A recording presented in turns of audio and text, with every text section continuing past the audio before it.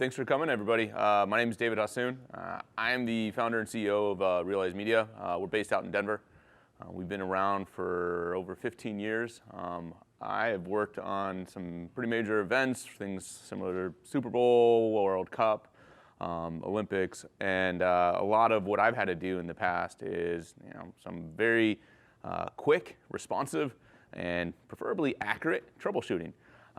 With this, there's a number of tools of the trade that I've used at one point or another, or have had access to and found valuable. And part of this presentation is to kind of give you guys an insight into some of those tools, what they use for, how you can use them, and a good view. Either way, tools can help make our jobs better, easier, quicker, or just more frustrating. But knowing some of those can be really valuable, and also talk a little bit about some of the process and stuff that you can use to try to identify what you can resolve, what you can't resolve, and what you can try to do to think about when you're moving forward. So that's what we're going to be kind of going over. So for the tool side, we're going to talk a little bit about what to look for, how to find them, what they do. We also have come into many occasions that okay, we keep having to do the same thing over and over, or we see a gap in this area that has posed challenges to us, so we build tools ourselves. So we'll show you some of the ones we have and also give you guys some access to them. So yeah, you get to come see some stuff and get some free stuff, or at least get to start using some cool stuff. I broke these things into kind of three main categories. So we have over the wire, under the covers, and the last 2 feet. So network, what's actually being transferred, what's actually inside potentially the video or the data, and the last 2 feet. That is, okay, at the player level, what's kind of going on, what you can look for there, and what you can do to be able to expose some of that stuff. So first and foremost, let's talk about over the wire, right? Most of my experience has started after the encoder, but then we get called for anything down below. Up into it's viewed and the user doesn't like what they see, or they love what they see, and everything else that can happen in between there. So we've helped when it comes to troubleshooting and is identifying if it's at the CDN level, at any type of decisioning level, if we're dealing with ads, content, and whatever else can kind of go from there, and the last mile, of course. So first and foremost, I hope I'm going to see a bunch of hands. Who here has used Charles? All right, at least a couple hands. Another alternative is Fiddler. Anyone use Fiddler? Bit different. Oh, more hands for Fiddler. That's odd. That's really cool. So Charles and Fiddler, these are great tools for monitoring your network traffic. Right? If you want to be able to actually see all the requests or the video files that are coming through, this is a great way to be able to do that. There's also the dev tools in the browser. It has a network tab. There's some challenges in that route. One, it's harder if you actually want to monitor some devices. These things have some routes to help with that. But also, like we've actually found, you have to be a little bit careful in the browser. If you are monitoring like a very long stream, for instance, and using dev tools, we've actually had it where it will crash or cause other performance implications into the experience because we're monitoring and it stores so much data over time and doesn't necessarily manage that as well as some of these other tools. What we have found has been the most common one that our customers really like to use, or that we end up kind of getting our customers to use, is Charles. It's pretty easy, it's pretty powerful, does a pretty good job, and works on most platforms very well. Ultimately, it just lets you see the data over the wire. You can configure it also to be able to monitor your HTTPS traffic if you load in certificates and so forth. It can be a little bit more of a pain, but it's not too bad. And it also has proxy setup, so you can use this with your devices and so forth. And we'll talk a little bit about some of that later on. Charles is a paid product, but it's pretty cheap. It's like $50, I think. Fiddler is a free one. I used to use Fiddler a bunch. One of the nice things about Fiddler is it also has a really cool extensible layer on top of it, so you can actually write some of your own extensions and stuff that go into this. Back in the HDS days, before HLS and Dash, some of the content in there was actually like base 64 encoded and other stuff, and became harder to actually introspect it quickly. So there were some nice tools that were able to be enhanced into Fiddler, so we could actually see introspection directly within there and do stuff like that. It can be really handy.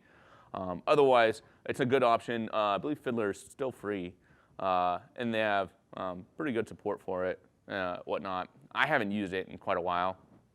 Wireshark is kind of one of the more default, deeper level applications for network monitoring that's out there. Anyone here used Wireshark before? Oh man, all right, now we're talking. So you guys are I'm surely aware of the power of their filters. You get a lot of data that can get flooded in very quickly with Wireshark. Being able to understand and be able to limit down to what you're actually looking for is very valuable.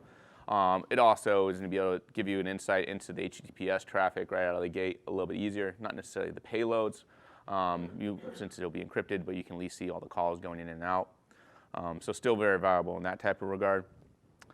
For you guys working on OTT devices, sometimes the set-top ones can be a bit more difficult to work with in regards to getting some debugging stuff. If you didn't know about this, this is something that's super handy. Fire TV has some hidden dev tools that you can unlock. Using remote control, you press and hold the center and down buttons together for 5 seconds, then release those buttons and press the menu. Or you can just do it with an ADB command as well. What that does is allows you to turn on this upper kind of cool debugging bar as one option, as well as giving you a menu for a bunch of other stuff. This is really interesting to be able to see the CPU utilization, your throughput, and some other factors. So if you haven't ever messed around with this and you work on Fire TVs, absolutely, I recommend this. You can also then set up a proxy within here. So you can have it so it will cycle all your traffic through Charles or so forth if you want to point that to your machine and that type of stuff. So very easy, very quick. Apple TVs are a bit harder to proxy. You can. There's a couple links on here. And I'm going to give you guys all these slides and whoever wants it at the end. So you can just go and say, hey, send me these slides. There's a link for it. And I'll shoot them out to you, as well as any of our other presentations that we've done out here. But it's possible. It just becomes a little bit more difficult. I'm also going to talk about how we've dealt with a lot of this proxying stuff in other fashions a little bit later on, and some tools that we've built. Speaking of that, one of the challenges we ran into is we work with a lot of customers that have different devices and all these other things. Setting up these proxies can be difficult. The most common approach that we've seen a lot of our customers to do is they have to get a Mac, they set that up so it can be shown as a wireless access point, connect through it, you proxy it out and go from there. That's great, but becomes very limiting. One, Macs aren't always the cheapest machines on the market, and therefore they might have less of them that they're going to want to also sacrifice to being their capture boxes, and it takes a number of steps to do that. What we actually worked on, and this is something that we have in kind of an alpha stage right now, is anyone familiar with Raspberry Pis? Nice, cheap, $60 little box. We created a system. Our first attempt was, okay, hey, why can't we set up just some Raspberry Pis that run Charles, and they're $60 devices that we can pop anywhere, route traffic through those, and utilize that for capturing logs. And it worked, for the most part. It worked great for 20 minutes, and then it would crash if you were streaming video. Sometimes 30 minutes, depending on the bit rate. The challenge was actually a bug inside of Charles. We worked with those guys as much as we could to try to actually get that resolved. In the end, they're like, yeah, so it's an issue with the Linux or these smaller devices. We just don't care enough to want to fix it. This is such a limited use market case, and it was going to take them more effort than they had originally thought to actually run it down. So it has a memory leak, essentially, and will not flush out the memory, and it will eventually just crash it. Then you can relaunch it, and then you're fine. But it's always great when it kills all your devices that are connected to it for a minute or two as it relaunches. We set it up so it would try to automatically relaunch and all this other stuff. It just wasn't getting too far for us. But the concept was cool, and it was great when we needed to do a quick little test on something. Okay, let's just do it real quick. All right, cool, we got our log off that device, and that was that. Our next iteration, we actually took those same devices, made them headless, so instead of having to plug it in and display. And we used a similar concept. We used underlying mitten proxy, if anyone's used that. And we created a whole web management user interface around this. So you get to log in as an organization. You can actually see any devices. The cool thing we actually started setting up is that these devices, we can give some to our customers. They put it in their network. They can stream to it. Online, we log in. We can actually monitor the traffic remotely and actually see what's going on and pull logs down. So this started becoming pretty valuable. So we had a web-based interface. You just go to Moe Capture. domain that's set up for the customer. You could see your devices, go to any device. You could see any previous sessions and just download those, convert those to a HAR file, which is a bit more universal, including Charles can work with a HAR file. Or you could view them right there. You could view them live. You could create a new live session, be able to see all that network traffic going on as it's coming through, even though they could be the other side of the world. And it became really handy because the other challenge that we ran into is that, okay, cool, we do a capture session with the customer, then they need to send us their 1.5 terabyte file, and all we really cared about was a couple lines in there. That is harder to make them understand that they could export out some of that stuff. Us being able to go in there and look at this stuff real time with them and live and not have to wait an hour for them to bring it down, upload it somewhere, us go access it, and so forth, allowed us to be much more responsive. So this has been a really interesting project that we've been working on internally. And if anyone here is really interested in this, we're going to open this up a little bit so people can start playing with it, hopefully here soon. You can just put a note in the end when I'll give you that link. But it's a cool concept, and it's been working out really well to try to figure out ways that we can make it, easier to get network captures from our customers and work with them collaboratively on that, as well as to be able to do that remotely. That was something that we didn't really go into this expecting to do, but became really viable. I double speeded this screen capture showing this actually working. I didn't bring one of the devices with me this time because we never have a hard line to plug it into anyway. So the idea there is you just hardline your network connection to your device, and then it shows up as a wireless access point. You hook up any of your devices that you want to be able to capture the data through that to that device, and you're able to get that whenever you want. You just turn on and start saying, hey, start capturing now. So that's been one of the ways that we've dealt with some of the network capture log stuff. There's other aspects and some security things you have to worry about with some of that as well.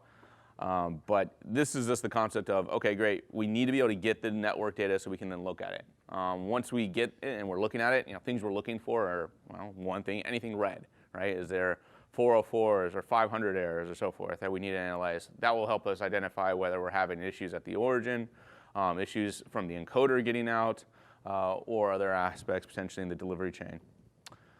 Now, when we start going under the covers, one of the first things that you generally need to do is be able to go and pull down your content. Now, we work primarily with HLS. We do Dash stuff too, but almost all of our customers are all HLS based. There is a ton of different solutions out here. I just grabbed one of them. I think we've used this one. We've had an interesting mix of challenges. Some of them won't want to work on a Windows box. Most of them work great on a Linux or Mac box. But being able to pull down and to say, hey, here's a manifest. Go get me all the segments so I can run deeper analysis on those is something that becomes pretty key and something that we do fairly regularly. We have a couple different tools that we've messed around with. Like I said, I just kind of grabbed one of them that I know has done a decent job, HLS Fetcher. It's an open source project. You point it to a master manifest, it will download all the manifests and all the segments for you. Now, once we have these local bits, then we can actually start doing stuff with it. Media info is one of the tools I've been using for the longest. There's another one that I'm going to throw a throwback to, but it's not because it's great. It's just because I've used it for too long. Media info, anyone use that here? So media info provides both a GUI and also command line infrastructure for doing introspection within your media content. It can pretty much take almost anything and it will output all sorts of good information for you. From a GUI perspective, here you can see we're using like a tree structure. We can break down, we can see all of our audio information, we can see all our video information, we get the basics, width, height, what's the Kodak, all this other stuff. We've had to use this before when we were helping customers set up like automated workflows for media encoding and management so that they can do introspection, say, oh, these content we're going to put in this workflow, this content in this workflow based off of data on the source files. And it works great. It's free. It's highly maintained. If you want the GUI route, you can set it up so that pretty much you can come to any file, you can right-click on it, and you can just say, oh, do I not have it in here?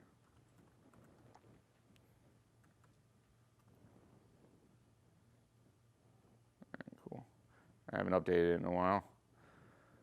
Drop on anything and able to go and introspect. Like I said, also has a command line tool and it can be pretty valuable. It's quick, it's easy, handy. Bitrate Viewer, this tool is not the most accurate in the world. but it's old, it's free, and back in the day, it was really, really handy. There are other tools that we're going to talk about now, but this is kind of a throwback one. Why it's not the most accurate is it does it more based off of a frame by frame, so the bitrate analysis is not truly appropriate for how it actually gives that information back. However, this has been a valuable tool even still. If you want to be able to take a look at, okay, hey, if I set my target bit rate, my upper bit rate, and what maybe my bottom is, and I use encoder tool X and run that file, and I use those same settings on encoder tool B, then look at this from this tool perspective, it can actually be a little bit interesting and valuable to see generally how they actually work differently. And some encoder tools, you'll see that they go way higher on average, whereas other ones will go lower, even with the exact same settings, especially depending on the codec use and so forth. So it's still useful at times for that, but it's a more limited tool. The guys at Ivan make some really cool resources and tools. One of this is they have an inspector. Now, the cool thing about this is using some libraries that they have. And I'll just pull in their test one. So they have some awesome JavaScript libraries that you can leverage and integrate into your own tools. It's all open source. That does fairly deep analysis of fragments. So in this case here, we can see it breaks down everything down to our different move and move atoms, all of our data. We can break those down further and be able to actually get some deeper analysis into our segment data, all even in this case web-based. And you can integrate this into your own tools and so forth. They have some other really good tools as well, a number of them for kind of different things. These guys are also started doing some training courses for video engineers, and they have a really cool curriculum that they've been working on. Yeah, internet is going to be fun today. Yeah, just wait till we try to stream something in a few minutes. All right, so we'll come back to that maybe. Anyone here ever use any of the Elicard solutions? Cool, a couple people. Good experience, bad experience, mixed. I've seen a lot of mixed feedback from that. They have some really, really powerful tools. Their big one is StreamEye Studio. I've used the Stream Analyzer a bit. They're very powerful when you want to go deeper and you need to check stuff. We've had to do stuff where we had to check like, hey, listen, we actually have the right byte or hex data in some segments because something is really funky with it. This is what Stream Analyzer looks like.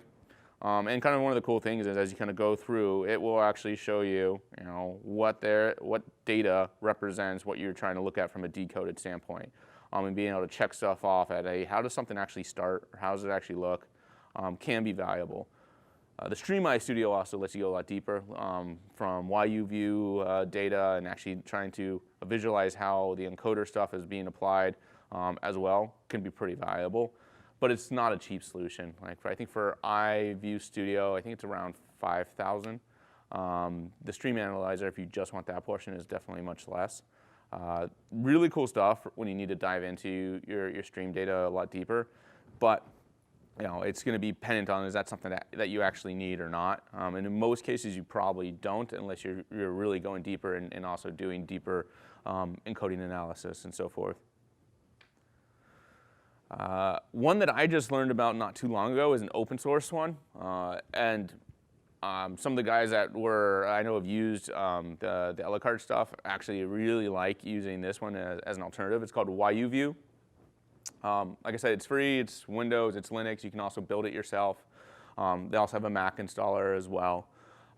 It allows you to dive in pretty deep into the visual data as well as actually seeing the visual references. Both from YU viewing as well as going into things where I thought one of the cool points was visualizing the internals of like prediction modes and motion vectors with H.265, seeing how things are actually going to be applied. It can be pretty powerful in that regard. And like I said, it's open source, it's pretty well managed or maintained, and a cool tool to go and play with if you want to even just start getting a better understanding of how things are actually working underneath the hood. This one could kind of go either in the last 2 feet or kind of under the covers. Ffmpeg, I assume most of you guys at least heard of that, if not use it. Great for encoding all sorts of other stuff. I actually didn't realize they had this within there for quite some time, but there's also something called ffplay that's part of Ffmpeg. And it's a reference media player. Allows you to really pull out a lot of data as well about the video while you're playing it. Also lets you do frame stepping and other stuff and some analysis. So for validation, it's super powerful. You have to kick it off just from a command line, but then you have a ton of data and control that you can use from it. So here I'm just going to do ffplay. I'll point it to my Cintel. It'll kick that on.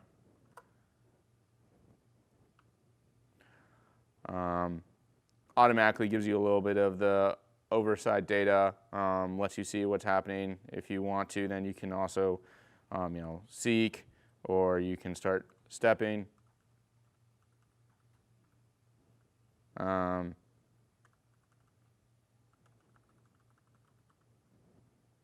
stepping should work. Anyway, there's a big list of keyboard commands that you can use, as well as a bunch of input and filter commands that you can apply. I put the link on over here just for a view on some of the stuff that you can do. Pull out all the byte data. Here's all your different keyboard commands that you can kind of cycle through as well to control it, and actually visual interpretation as well. Great for this core level review of videos when you have something that you're trying to actually take a peek at and see if you're having problems. One of the things that we've run into a lot is that, okay, one player, the video plays fine, another player, it's not. That's going to be based off the resiliency of the player, and then we need to actually start doing analysis onto the video to understand what would be causing that. Apple has a good collection of tools. HLS Media Validator is one of the key kind of base ones. If you're working with HLS, going out there, validate that stuff out. I have found that to be lacking. So, it says it's good, everything should be fine. Great, yeah, no. At a base level, should you potentially utilize this or something within like your media workflow to check things initially? Yeah, sure, great, why not? What we've had to do is we've had to build out additional kind of QC and validation tools in the past that actually check for key, small, specific things that this will potentially miss, or that we know will cause a problem on certain devices. And that could be especially around when we have dynamic ad content that's getting mixed in and so forth. That's when we see the biggest chance of crashing devices if something doesn't line up right, or has too high a variance, or potentially too small of a fragment or other elements. There's also the Dash Validator. This is also an open source project, unlike the Apple stuff, which you just get it and it's either good or not. The Dash stuff also now supports doing HLS validation, CMAF validation, and so forth. I didn't realize they were actually doing HLS validation as well until I went digging in a little bit deeper, and they added a module for that.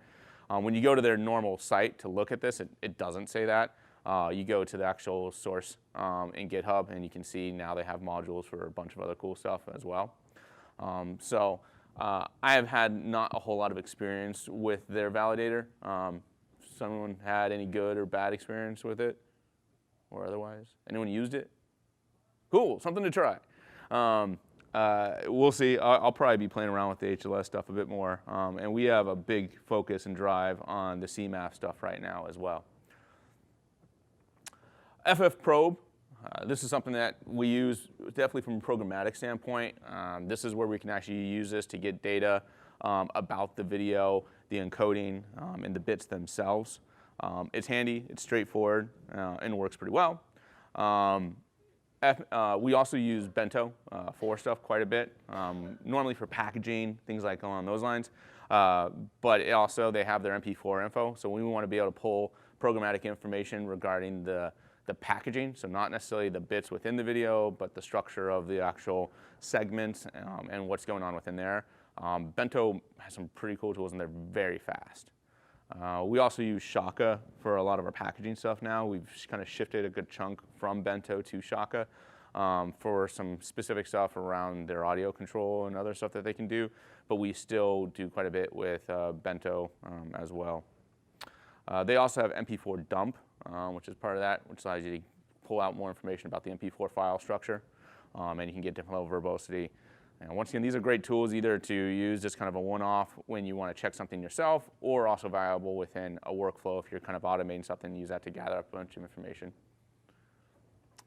So diving in now, okay, cool. We've tried to at least capture some stuff that's going over the network. We can look and see how that helps us. We have a little bit as into what we can do if we need to actually look at the video bits a bit deeper. Lots of times, though, what is our driver to identify something initially isn't that last TP. We're being brought in, okay, we're working on a live event right now. We need to see what's going on. Someone reported an issue. Well, we start where we can, which is, okay, let's watch what they're trying to watch. And that is actually one of the things that really comes up as a challenge, right? Especially with live, is that cool? Okay, there was an issue, someone reported this, cool. All right, call up people, like, get them on the phone, okay, cool. All right, we're all here. Looks good. What's the problem, right? Replicating this stuff is our first thing that we're really trying to do. And the problem is with live, it's all temporal, right? It can come and go. So we'll talk about also what we need to do to try to recreate some of that stuff. First and foremost, checking stuff off. Okay, great. Are we having playback? VLC player is, one of the de facto players out there for validating stuff. Just from, hey, will it play?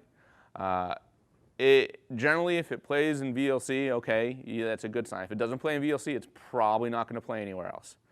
That isn't always the case. We have run into cases where something will cause where it's not working in VLC, but it might work elsewhere. But I would say 88+% of the time, if it works in VLC, that's a good baseline. And then we're like, okay, this might be a player issue and something that we need to look at to address within the player side. It's free. They also have a mobile one. I haven't used the mobile one a whole lot. I just don't have as much trust for it yet because I haven't, but nothing against it otherwise. The desktop one, though, has been around for years and use it quite a bit. One of the things that is the most important for us, and is something that we build into all the players that we work with, is some type of quality of service display. So ability to turn on an overlay or sidecar data or something that will show us a little bit of insight of what's going on within the video while it's playing back. What's it playing? What's its current state? What does it think it's doing? So we can understand what's its current time code values and so forth, which is also valuable. So if someone had an issue, say, hey, well, tell us what time code it was at or whatnot.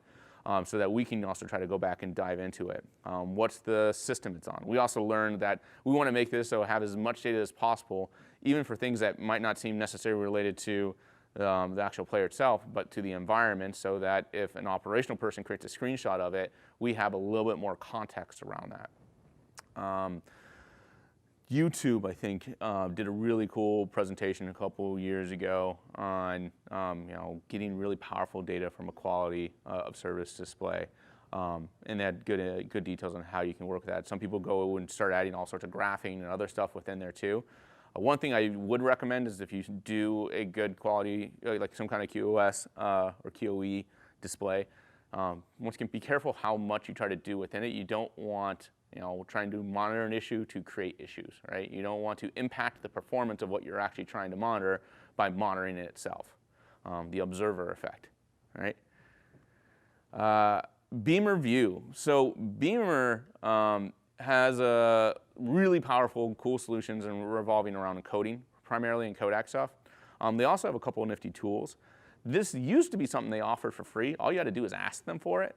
They may actually still give it to you for free. Now they're saying like, well, we try to only do it for customers, but we might hook someone up if they're nice. They have a tool called Beamer View, and I'll show you it real quick. Has anyone used it before? All right, I see something new. So this one's great when you want to do a side-by-side comparison of video. So you're able to actually load two different videos. Gives you overlay information, a little bit about them. By default, loops it. You can also do this in a couple different ways. You can do butterfly view, dual view, or overlay.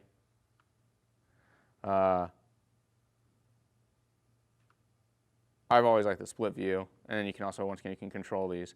But we want to actually be able to look side by side at potential quality or deblocking issues or other stuff. Becomes super handy. I picked like two opposite bit rates one on the high side, one on the low side, so you could see a bigger type of thing. And you can frame step and go from there. So when you're doing comparative stuff, there, that was the screen I was looking for. You see, we have a lot of text and so forth. The difference that we can get between our bit rates is handy. Like I said, cool tool. You can hit them up. Really nice guys, and they make some really good encoding stuff. My hands-down favorite player, though, is Telestream Switch. Has anyone used it before? Cool. Do you like it? See, good. It's not just me, is all I was trying to say. So Telestream Surf is a killer player. They have a cheaper version and a more expensive version as you go up. It also can be used to fix stuff. It's also one of the few tools, players at least, that I know out there. It'll let you to do like closed caption work. You can actually go in there and modify or add in closed caption data into your files, 608, 708. Does a really good job. My favorite feature, though, and why I personally was like, I'm buying this, is this wonderful view down here. This actually shows us all of our frames, shows us the iframes, bframes, pframes, so we can see our keyframes over here. One of the most common things that I've had to deal with, especially when we're having issues with ads. So, I mean, ads is how we make money. They're kind of important, whether people like them or not. But ads offer a lot of complexity. We're essentially trying to mix in content aside from what our normal content stream is on the fly. It poses a higher risk. The most common thing that I've seen that have caused us issues and caused crashes in events is something within the ad content that didn't adhere to what we expected, essentially at the player level. And some devices are very sensitive to that. Apple TV, Fire TV, older devices, Roku. A lot of these ones, if you get something that goes too far out of its variant spec, it will potentially crash the device. So that's a bad thing. We don't like that. One of the things that we've seen happen a lot is even with keyframe stuff, that if we didn't have an appropriate keyframe interval, something got shifted off, or especially if you ever have a segment, for instance, that doesn't start with a keyframe, you can have a big issue and things can go bad. Being able to open up any segment or full video, review all the actual keyframes and everything else very quickly, super valuable. All right, come on now.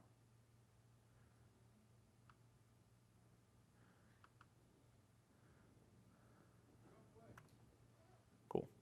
So here, I can go through, I can actually click on any one of those frames, I can view it, I can get top level data. Like I said, you can view your closed caption data directly within here. And I'm able to go and validate that. It also shows me my GOP size right on the bottom as well for reference.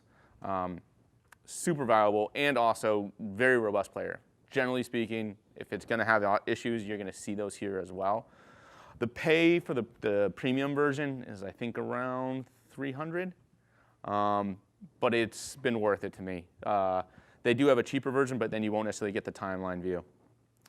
I'm not saying you should do this, but they have their trial version, which I think is unlimited. It shows you the beginning always. It shows you like the first couple seconds of the keyframe data, which is usually almost always what's the most important to me. I bought it. You should buy it. Aside from that, it's up to you. The one downside, actually, though, it was an important point I wanted to bring up with Telestream, is you can't point it to a, definitely can't point to live, and you can't point it to a online stream. It has to be local. So this is where I'll have to go and use, like HLS fetch or something, bring something down. Or one of the benefits also, great, we created a Charles capture. This is the most common thing I've actually had to use this for.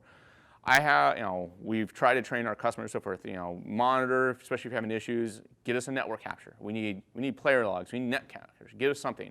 Most common thing we can get is a network capture, that whether it's out of dev tools, as a HAR file, or from Charles or so forth. If someone gives you one of those, you can pull out the video data, those segments, those TS files, those fragmented MP4s at any point, and then analyze them.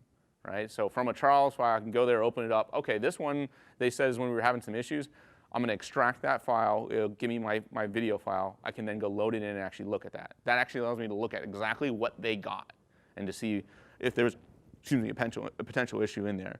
With things like telestream switch and most of these players I'm talking about, you can just load in one segment. You don't have to give it a full manifest. I mean, like we know is one of these 5 segments that potentially caused us a problem.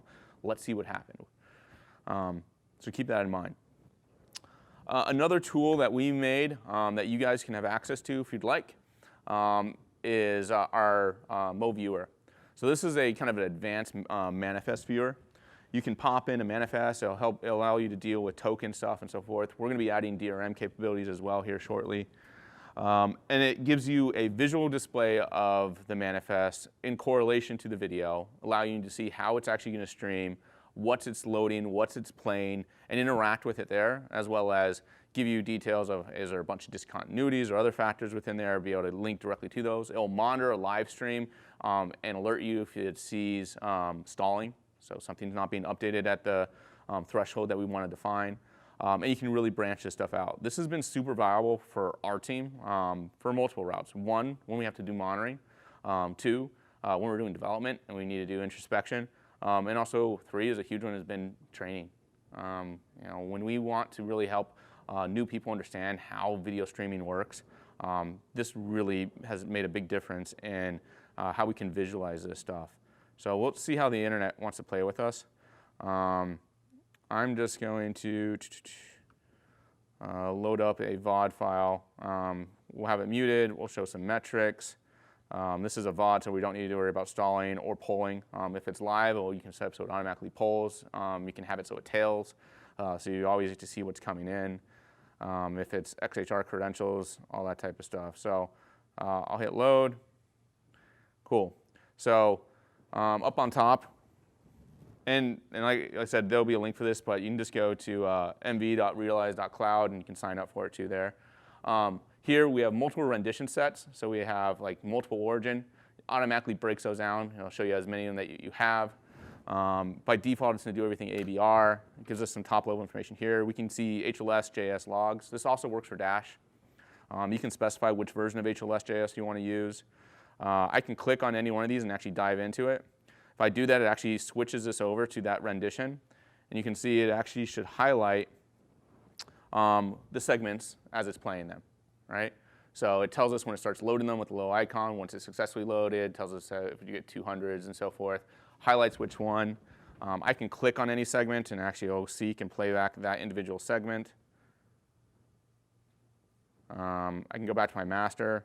If I wanted to actually monitor multiple renditions at the same time, I can go and I can do that. Turn on the video playback for those individual renditions. Now we see how much internet I really have.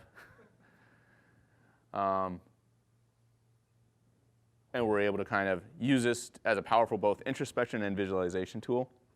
You can also, if you use certain test streams all the time, you can then save those, as this one was saved in there, so I don't have to keep inputting them, all that type of stuff. This is like the 3rd iteration of this tool that we've made, and it's pretty useful for us now. Does live as well, of course. We'll play around with some of that later on. And then you can also just clap stuff out when you don't want it anymore. Actually, I'll switch over. I'll show you if we have, this is the Bloomberg Rolling Dvr. I'm going to set the polling on the manifest. I'll do it every second. I don't know what their interval is. And also turned on, we can see HLS.js logs. If I go into one of the renditions, we'll see that this should increment. We'll see we're at 37, now it's at 38. For our segments, we can see our HLS.js logs. We're also planning on adding in fragment introspection. So utilizing that Ivan stuff, you can click on a fragment and actually get detailed introspection on the fragment. So this has been a real handy tool for us. You can switch out your rendition as well over here if you prefer, so you can have, without having to go back.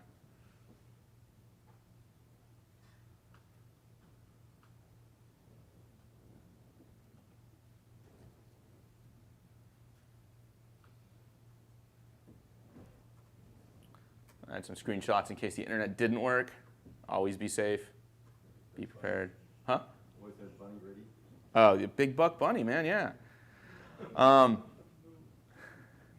So So one of the other things that has been real critical for us in live, like I mentioned, is that, hey, things happen, and then they go away.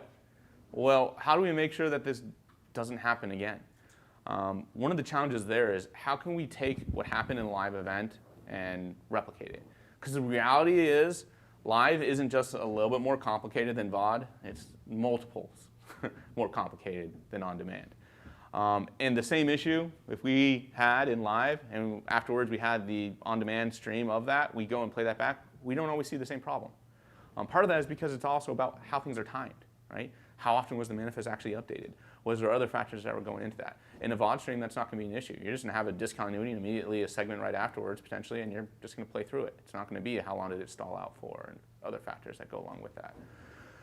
So having an effective way to recreate an issue that you saw in live is really important, and it's really challenging at times. But that's something that is worth looking deeper into. There are a couple solutions out there that try to help with this. Has anyone messed around with Murphy? So I think it was the Bright Cove guys that originally made this and open sourced it. It's under the Video.js kind of umbrella now. But this thing was an attempt at that, where it would allow you to take any type of VOD manifest and you can say, hey, replay this as live, and it will then allow you to try to recreate it and go from there. We actually built something a year before that, and now we've done another iteration on it called Moe Replay.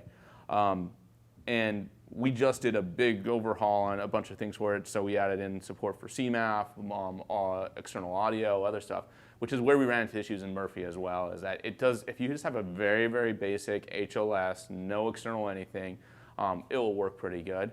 But if you have anything more complicated in your stream, it can be a bit of a challenge. Also, when you have tags it doesn't expect, or even discontinuities, it doesn't necessarily recreate some of that stuff in an optimal fashion, what we found, or didn't work. Ivan also has a cool solution, but theirs doesn't work for like kind of testing purposes.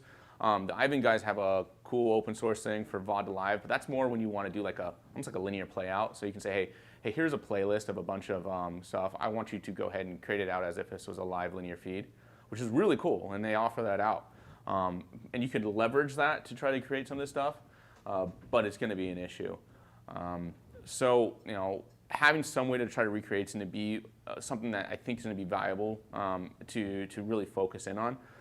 We have something that we've been playing with, and we're going to offer that up as well for people to start using. Ours, how it works out is you just give it its base URL, and then you can specify what you want to play after it. So we say, hey, this manifest, we're going to just take Sintel and we're going to recreate that. Whoops.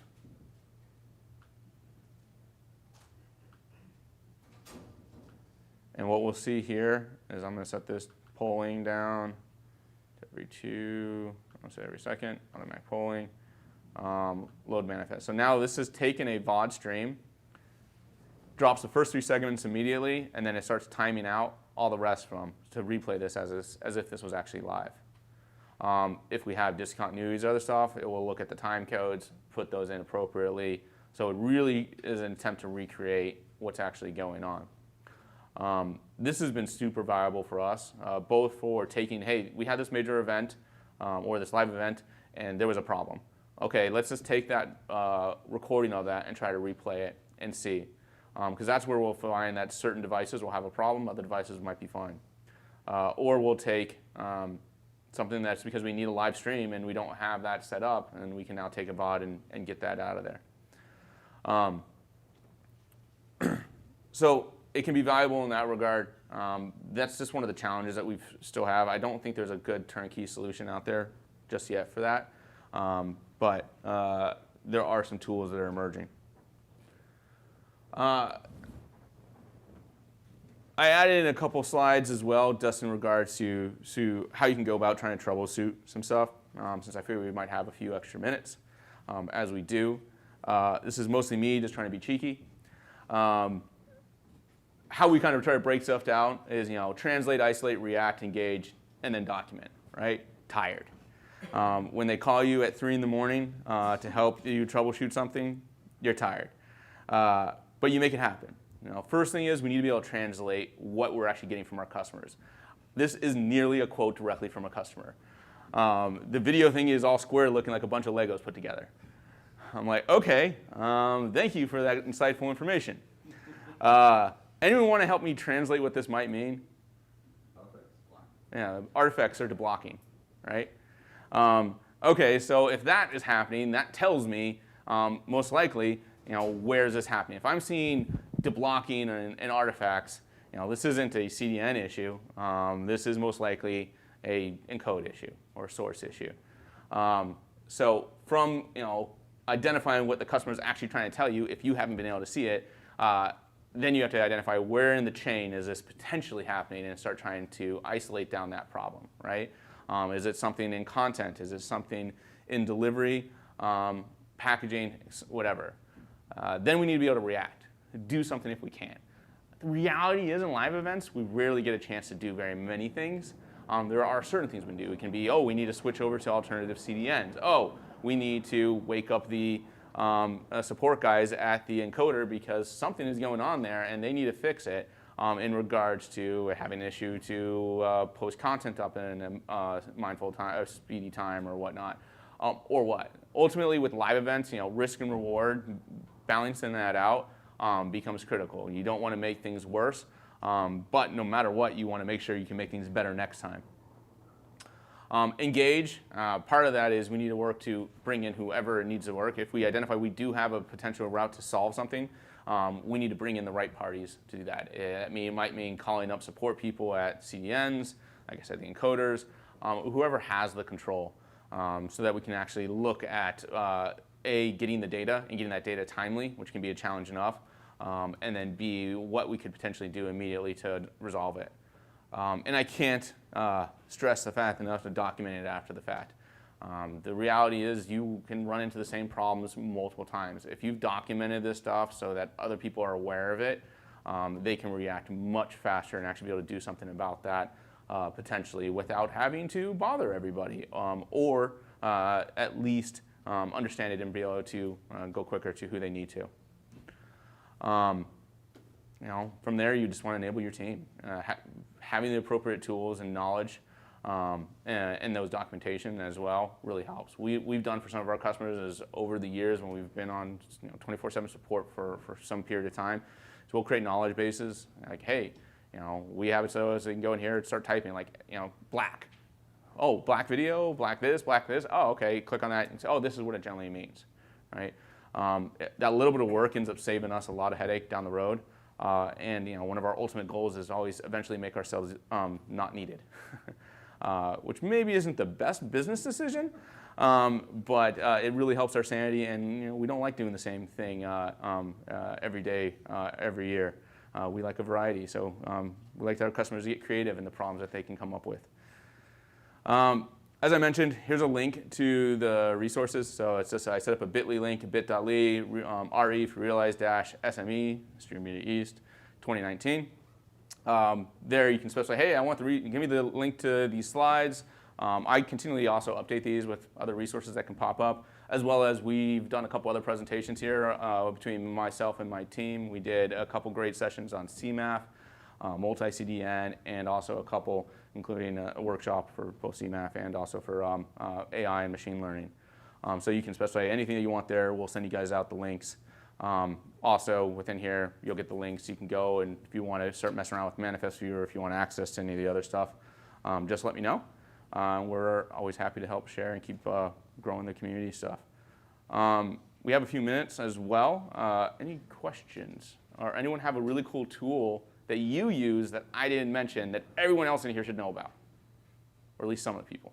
Curl. What? Curl? Yeah. Definitely. Mp4 Dump, JS for analyzing. Yeah. Postman, if you use that. Definitely. Yeah, Postman's great when you want to be able to pull the data. I mean, originally the whole thing that our first iteration for the Manifest Viewer was is I was tired of always having to hit refresh or curling and even redoing some of that stuff. I wanted it automated just so I can look at the manifest and see how it's coming in when it's live. So I can see something before it actually happened. But that's a base core level thing that everyone should be familiar with. Yes? Use something called Distill.io that looks at object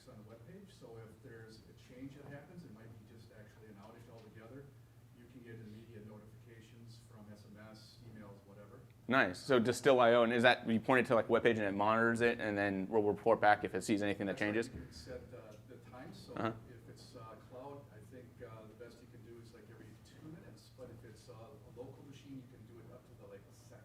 Nice. Nice, very cool. Yeah, we're working on a next little tool that we want handy, once again, to try to make ourselves less useful, is just a manifest monitoring headless tool that also can be used for cache warming and some other stuff. So just automated monitoring, can report back, checking all your download times, everything that's going on, being able to configure it to use different CDNs, different regions, but then also look for anything that can happen in the manifest and then be able to deal with it. But being able to do that just from a web app perspective is also super valuable. Anyone else? No love to share? Any other questions? Yes? Have you ever looked at player performance and compared them in terms of, one interesting issue we've come up with is the bits on glass compared to the CDN egress and the difference. It's actually surprising. Some players pull a lot of content and they never play. Yeah. Have you ever looked at that issue? Yeah, I mean, that's really dependent upon the player and how that's architecture and what they're doing. And that's something that we see happen too much, in my opinion. So part of the, I believe, the issue that you were talking about is certain players, and depending on how they are and different and comparing them, you'll see that players where they end up loading lots of extra content potentially, but they never use that content. Some players by default, they'll actually do that, especially like up front for doing bandwidth determination or analysis, and then they select that, but it's super inefficient. And it also can greatly impact your startup time, as well as you're wasting a lot of both data and potentially money by loading in all this extra content that's never used. It's something that we see probably more than we'd like to see, but it really depends on the players and why they're doing it, which I don't think they generally have really good ideas, really good reasons to use it. With ultra low latency coming up and being more prevalent within the HTTP space, there's going to be some challenges with ABR switching, and we might have to start doing a little bit more of that because you won't have your normal heuristics to be able to determine it. But right now, I don't find there to be very many good reasons to do that. And I think they're overall more harmful than beneficial if you're using it for your ABR stuff. Yeah, this was surprising, 10-15% sometimes. Wow. Yeah, that's not good. Yeah, tell me which player it is. I'll go hammer on them. Yes? Just a quick question about the RealEyes.cloud application. You guys support tokenized manifests? Yes. Awesome. And, Yeah, so SMS alerts, what kind of alerts do you send out? And can you actually spot check the manifests with certain thresholds over time? we're refining some of that stuff right now, but in the past when we've done other things for customers, it's been more custom-based. We've either done SMS or email, and we set up whatever rulings we want. So we have a orchestration engine that we've built that allows us to build out some of these solutions really quickly, and we can customize them for customers in whatever route that makes sense. Our core stuff that we're doing for this new monitoring one, we haven't built in the alerting stuff yet, but we have a couple modules that we can pull from. Yes? Do you know any player besides VLC player that can support UDP streaming for multicast neighbor streaming that is supported by all the browsers? Because VLC is supported only by IE, it's not supported by Chrome. Yeah, so that's even in the plugin mode. So I believe the question is revolving around other players that would support UDP streaming, UDP multicast, and you want it in browser-based? No. But shoot me an email. I know some people probably have some answers to that. I just don't know offhand. Yeah. Any other questions? Cool. Well, I thank you guys for coming. I hope you enjoyed the rest of the show.